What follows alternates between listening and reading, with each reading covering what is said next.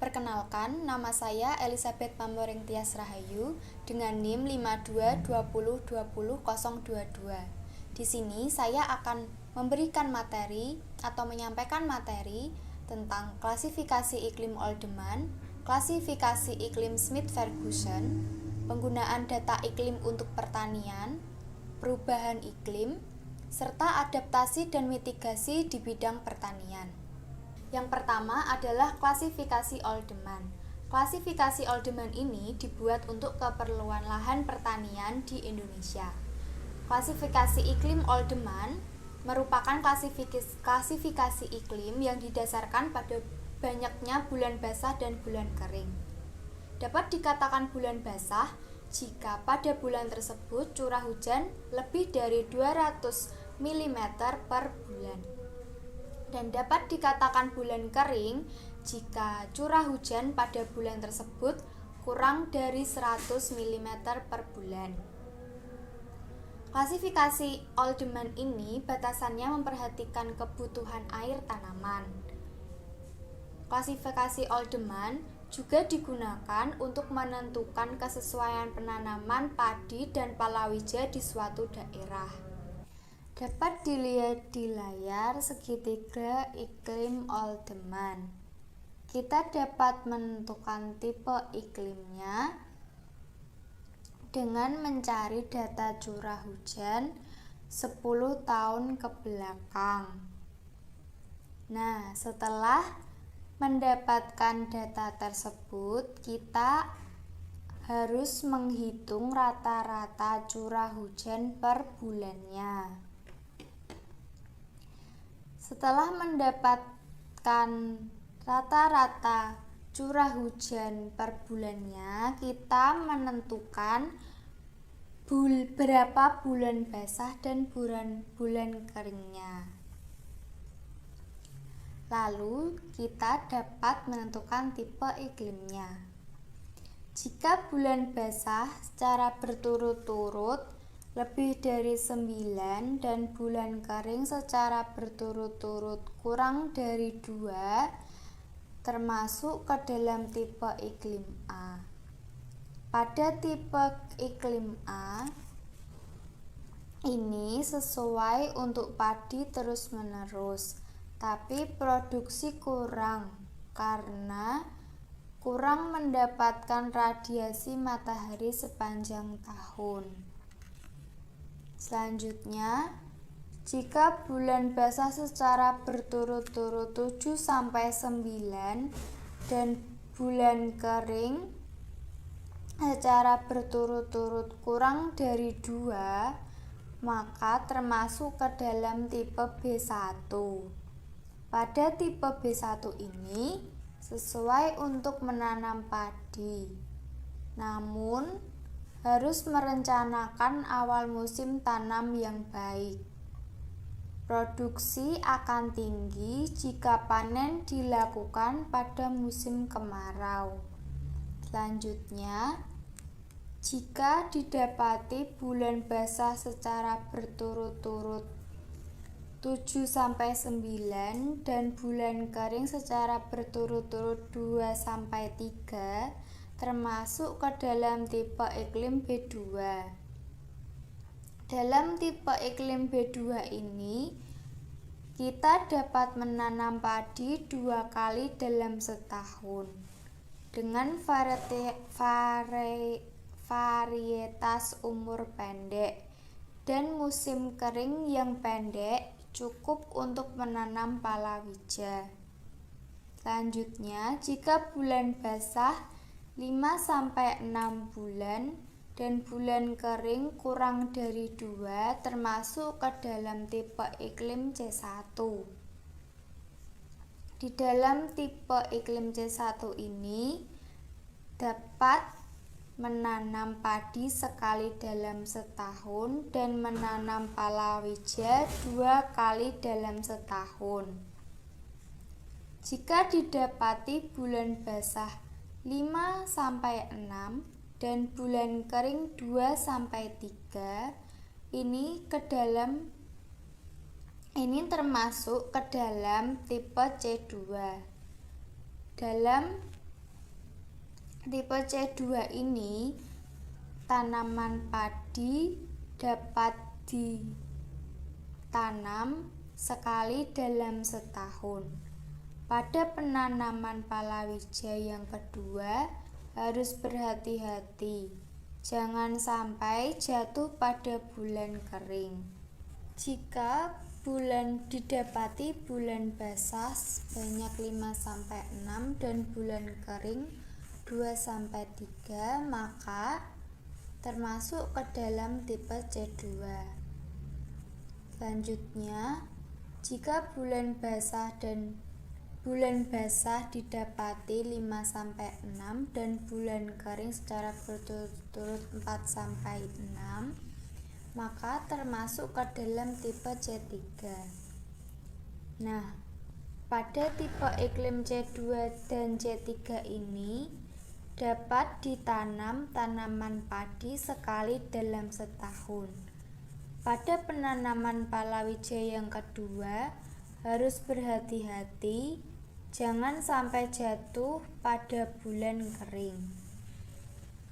Selanjutnya, jika bulan basah secara berturut-turut 3-4 dan bulan kering secara berturut-turut kurang dari 2, maka termasuk ke dalam tipe D1. Pada tipe D1 ini kita dapat menanam padi umur pendek 1 kali. Nah, padi umur pendek ini dapat memproduksi tanaman tinggi karena mendapatkan radiasi matahari yang tinggi. Pada tipe D1 ini juga kita memiliki waktu yang cukup untuk menanam palawija. Selanjutnya, jika bulan basah 3-4 dan bulan kering 2-3, ini termasuk ke dalam tipe D2. Dan jika bulan basah 3-4 dan bulan kering 4-6 termasuk ke dalam tipe D3. Dan jika bulan basah 3-4 dan bulan kering lebih dari 6 termasuk ke dalam D4. Pada tipe iklim D2, D3, dan D4 ini kita dapat menanam padi 1 kali dan menanam palawija 1 kali, tergantung ketersediaan air di irigasi. Selanjutnya, jika bulan basah secara berturut-turut kurang dari 3 dan bulan kering secara berturut-turut kurang dari 2, termasuk ke dalam tipe iklim E1. Jika bulan kering secara berturut-turut 2-3 dan bulan basah secara berturut-turut kurang dari 3, termasuk ke dalam tipe E2. Selanjutnya, jika bulan basah secara berturut-turut kurang dari 3 dan bulan kering secara berturut-turut 4-6, termasuk ke dalam tipe E3. Tipe E4 itu merupakan bulan basah secara berturut-turut kurang dari 3 dan bulan kering secara berturut-turut lebih dari 6. Nah, pada tipe iklim E1, E2, E3, E4 ini merupakan daerah yang terlalu kering. Jadi, kita tidak memungkinkan untuk menanam padi. Mungkin hanya dapat menanam 1 kali palawija, tergantung adanya hujan. Materi yang kedua adalah materi klasifikasi iklim Smith-Ferguson. Klasifikasi iklim Smith-Ferguson ini digunakan untuk keperluan tanaman, perkebunan, dan kehutanan. Klasifikasi iklim Ferguson ini didasarkan pada banyaknya curah hujan per bulan. Nah, klasifikasi iklim Smith-Ferguson ini juga dibagi dalam 2 kategori, yaitu kategori bulan basah dan bulan kering. Dapat dikatakan bulan basah jika curah hujan lebih dari 100 mm per bulan, dan dapat dikatakan bulan kering jika curah hujan kurang dari 60 mm per bulan. Dapat dilihat di layar segitiga iklim Smith-Ferguson. Tipe iklim A pada segitiga iklim Smith-Ferguson ini yang memiliki nilai Q kurang dari 14,3%. Tipe iklim A ini termasuk ke dalam tipe daerah yang sangat basah. Vegetasi hutan hujan tropika, dan dapat juga ditanami tanaman perkebunan seperti kopi dan kakao, tergantung suhu tempatnya. Untuk tipe iklim B dengan nilai Q 14,3 sampai 33,3%, pada tipe iklim Q ini daerahnya basah. Vegetasinya hutan hujan tropika, hampir sama seperti tipe iklim A. Untuk selanjutnya, untuk tipe iklim C dengan nilai Q 33,3 sampai 60%, tipe C ini termasuk ke dalam daerah yang agak basah. Hutannya itu termasuk ke dalam hutan rimba. Banyak daun-daun yang gugur pada musim kemarau. Sebagai contoh adalah tanaman jati. Selanjutnya tipe iklim D dengan nilai Q 60 sampai 100%. Pada tipe iklim D, daerahnya ini sedang dan hutannya hutan musim. Untuk tipe iklim E dengan nilai Q 100 sampai 167%, tipe iklim E ini daerahnya agak kering dan tipe hutannya adalah hutan sabana. Untuk vegetasinya itu padang rumput, semak, perdu, pohon-pohon yang tahan terhadap kering seperti palem dan akasia. Untuk tipe iklim F dengan nilai Q 167 hingga 300% ini merupakan daerah yang kering dengan tipe hutan sabana, memiliki vegetasi yang hampir sama dengan tipe iklim E. Untuk selanjutnya adalah tipe iklim G, yaitu dengan nilai Q 300 hingga 700%. Pada daerah ini, daerahnya sangat-sangat kering. Hutan, mungkin tidak ada hutan seperti di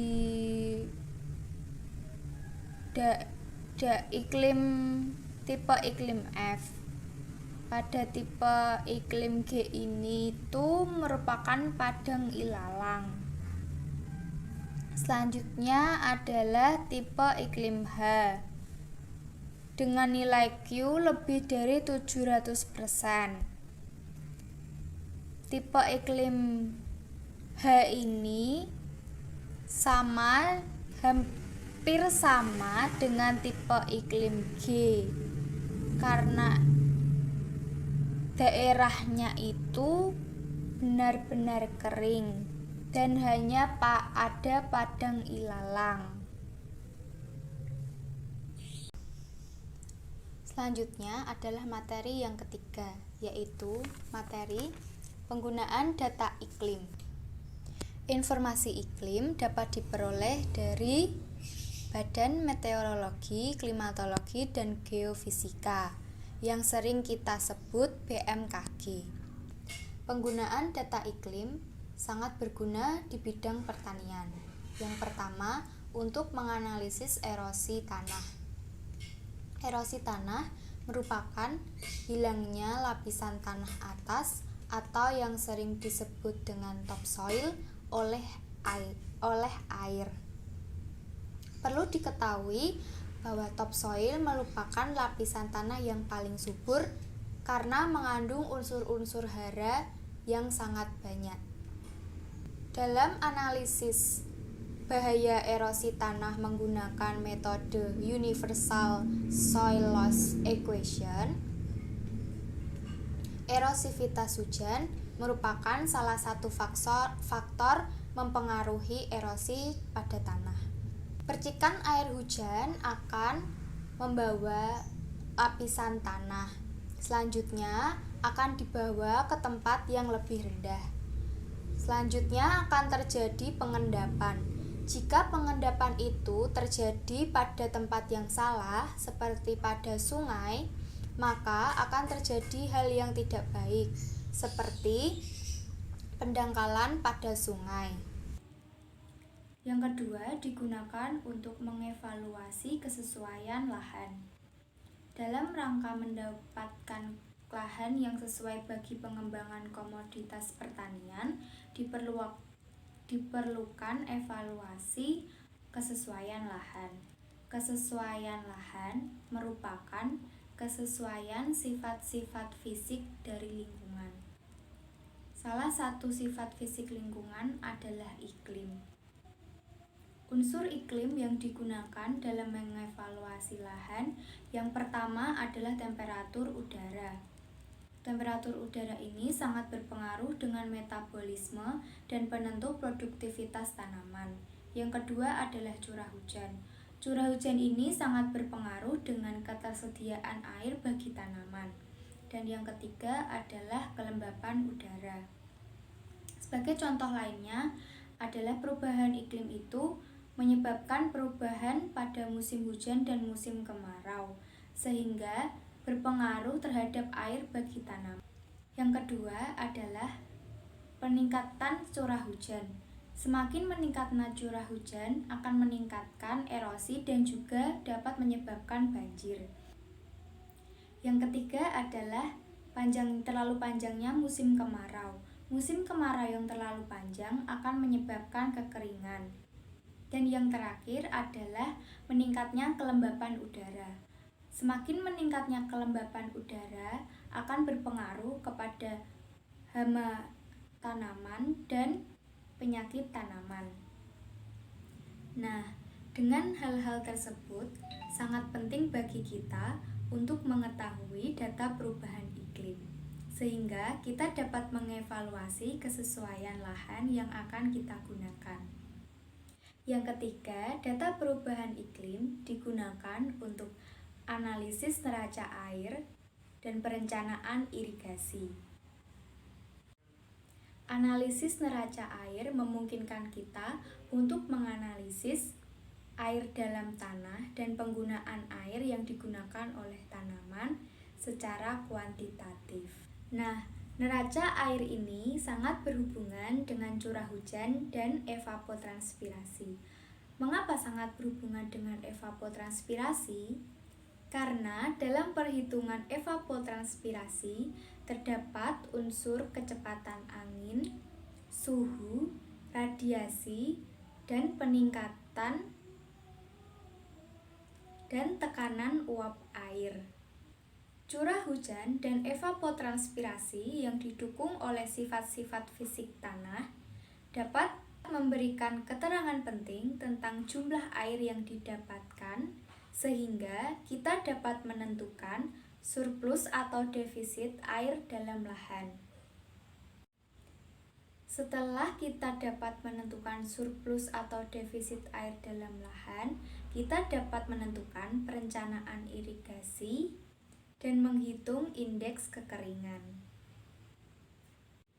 Dari materi yang telah saya sampaikan tersebut, dapat disimpulkan bahwa data informasi iklim sangat penting untuk produktivitas pertanian, seperti pemilihan komoditas,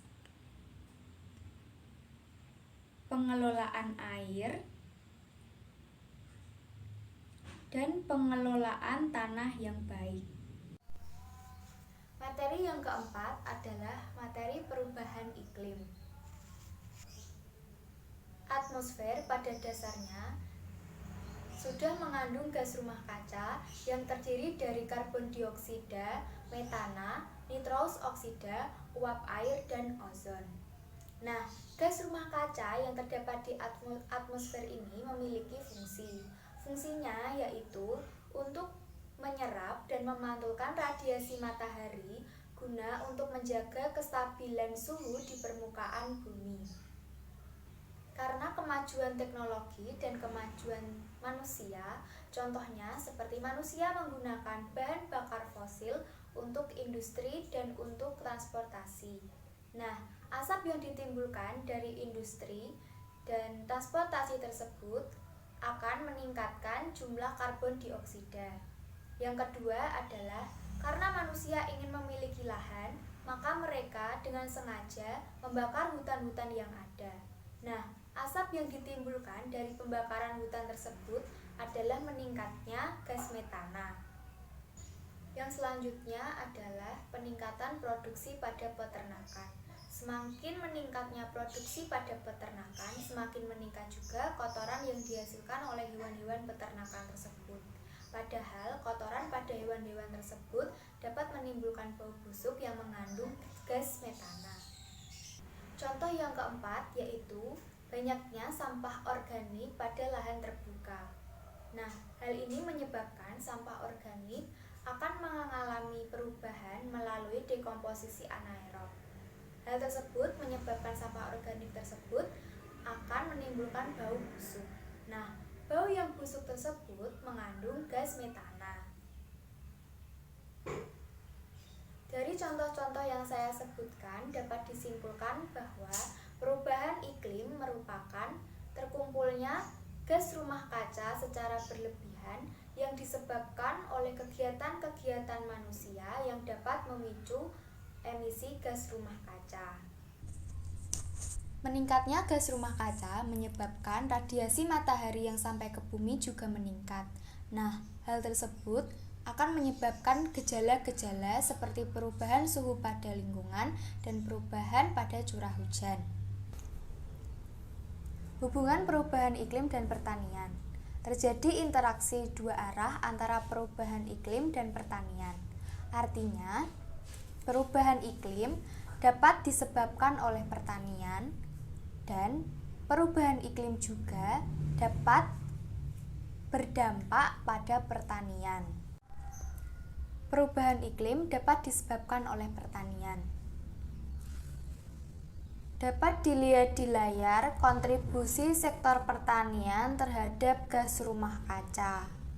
Sektor pertanian menyumbang emisi gas rumah kaca antropogenik dalam pemanasan global sebesar 5%.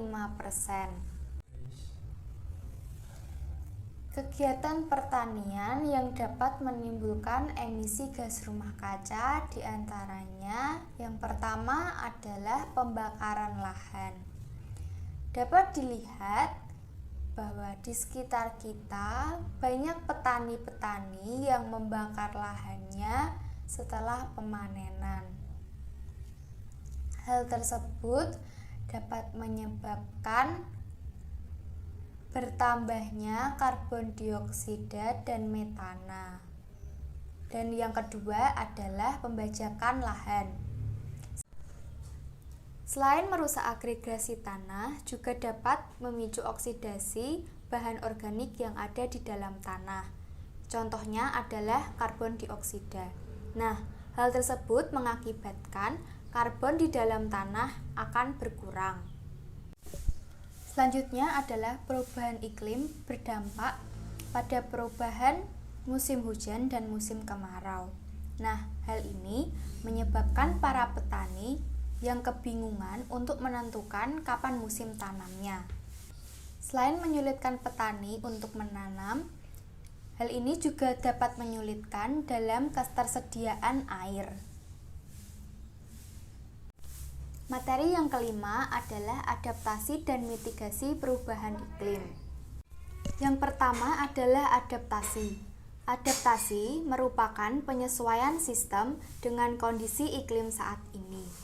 Tujuan adaptasi adalah untuk meringankan kondisi yang telah terjadi karena perubahan iklim.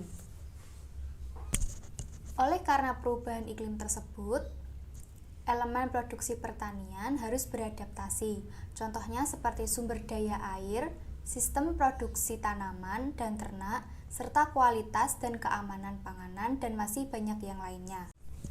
Contoh adaptasi dalam bidang pertanian yaitu penggunaan varietas yang tahan terhadap kekeringan.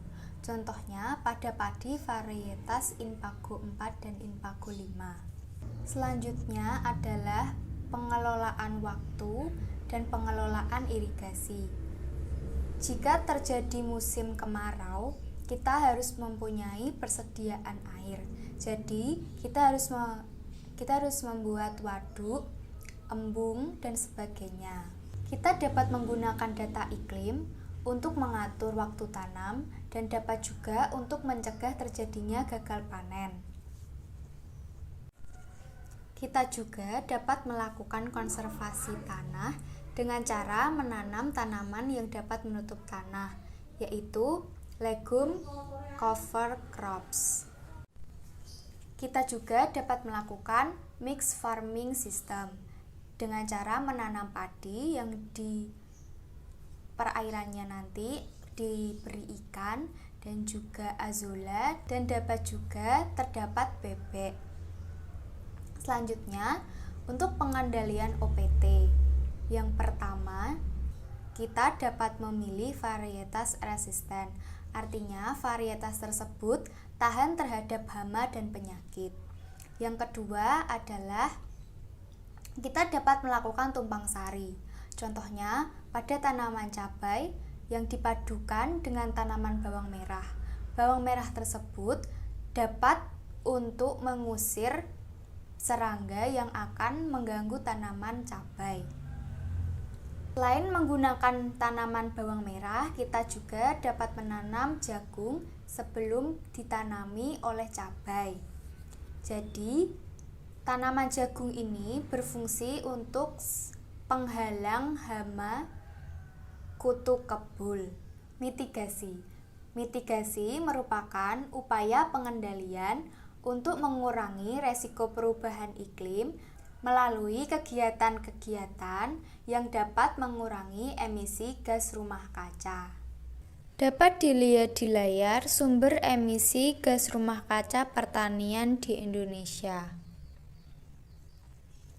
0,3% itu penggunaan kapur pertanian, 1,6% pembakaran pada perladangan perpindahan, 1,8% pembakaran sisa pertanian, 2,6% pemupukan urea, 28,1% emisi N2O dari tanah, 19,4% dari peternakan, dan yang paling banyak adalah 46,2%